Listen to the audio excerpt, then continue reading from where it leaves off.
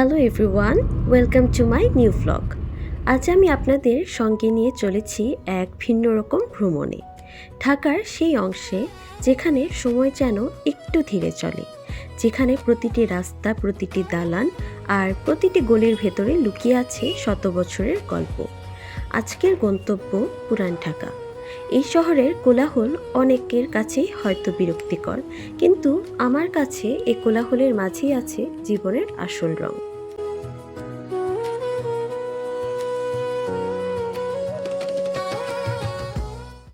আজ আমি ঘুরে দেখব ঐতিহাসিক আহসান মঞ্জিল। তাই বিকালে আমরা সবাই বের হয়ে গেলাম আহসান মঞ্জিল ঘুরতে।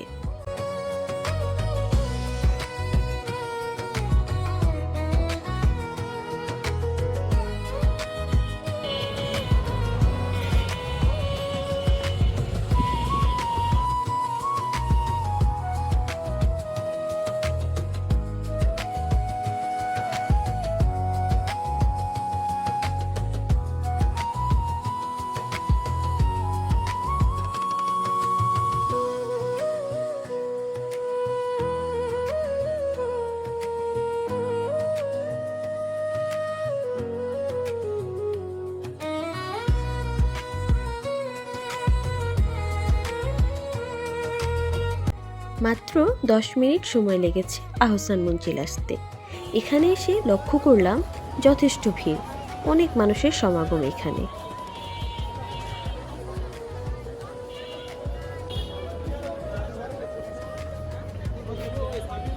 আমার সামনে এখন দাঁড়িয়ে আছে আহসান মঞ্জিল, পুরান ঢাকার সবচেয়ে পরিচিত ঐতিহাসিক নিদর্শনগুলোর একটি। গোলাপি রঙের এই প্রাসাদটি শুধু একটি স্থাপনা নয়, এটি এক সময়ের নবাবী জীবনের সাক্ষী।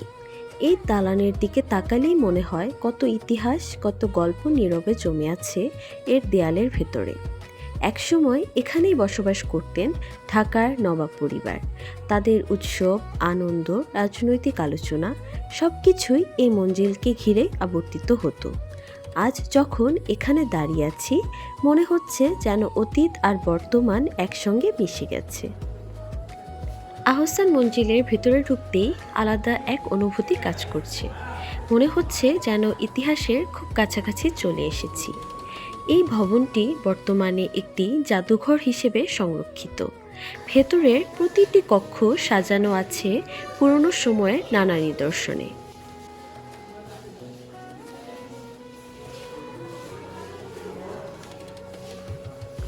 এখানে দেখা যায় নবাব পরিবারের ব্যবহৃত আসবাবপত্র, পুরনো সোফা, টেবিল, চেয়ার, আলমারি, যেগুলো একসময় রাজকীয় জীবনের অংশ ছিল।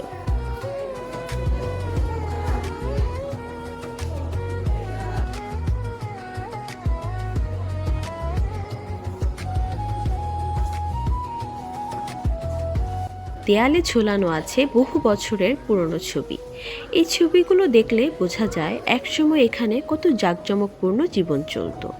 কিছু কক্ষে রাখা আছে নবাবদের ব্যবহৃত পোশাক, বাসনপত্র, আলো জ্বালানোর পুরনো ল্যাম্প এবং দৈনন্দিন জীবনের নানা জিনিস।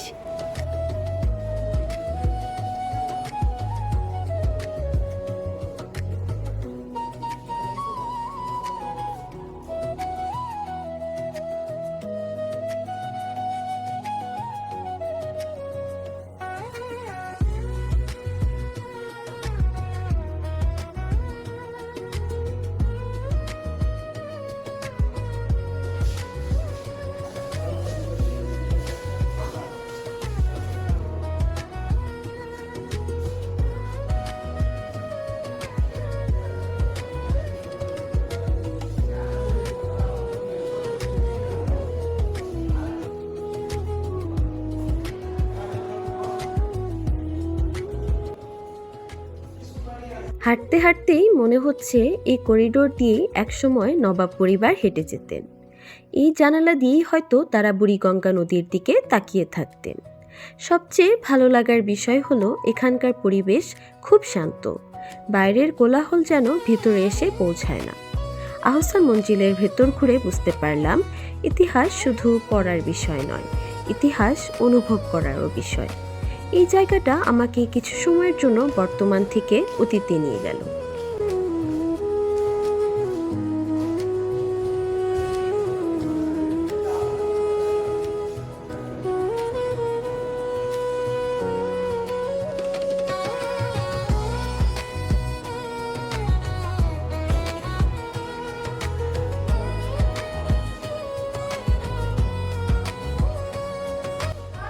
এই চিত্রকর্মগুলোতে থাকা মানুষগুলো এখন নেই, কিন্তু তাদের উপস্থিতি যেন এখনো রয়ে গেছে।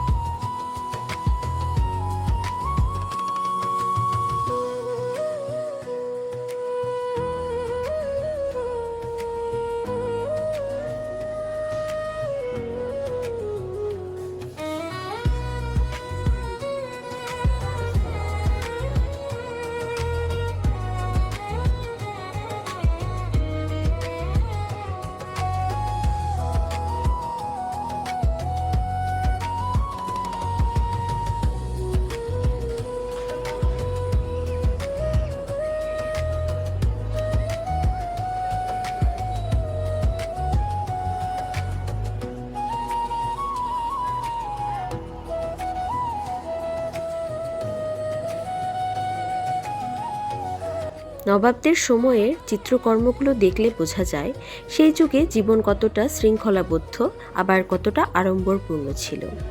দরবারের দৃশ্য, সভা, আয়োজন সবকিছুতেই ছিল এক ধরনের মর্যাদা। ঘুরতে ঘুরতে কখন যে সন্ধ্যা নেমে এলো বুঝতেই পারিনি। সময় যেন নিজের গতিতে চলছিল।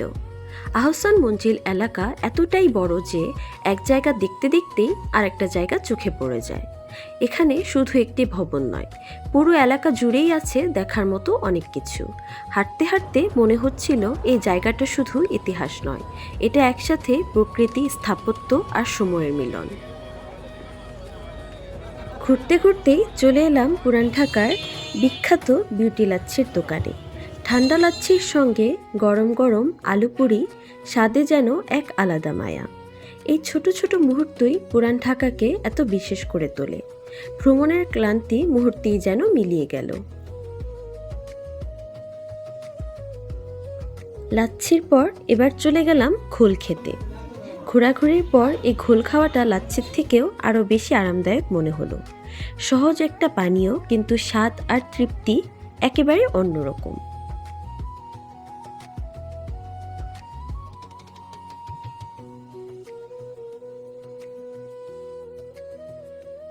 এরপর চলে গেলাম পনিরের চা খেতে।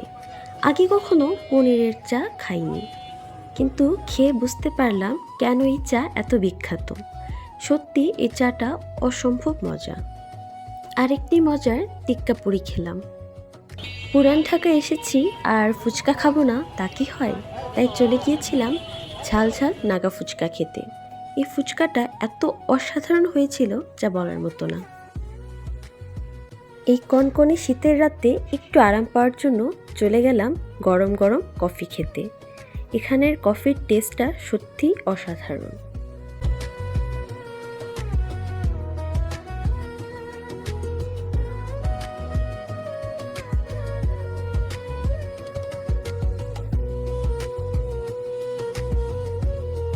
পুরান ঢাকার ঘোরাঘুরি অসম্পূর্ণ রয়ে যায় যদি এখানে বিরিয়ানি না খাওয়া হয়।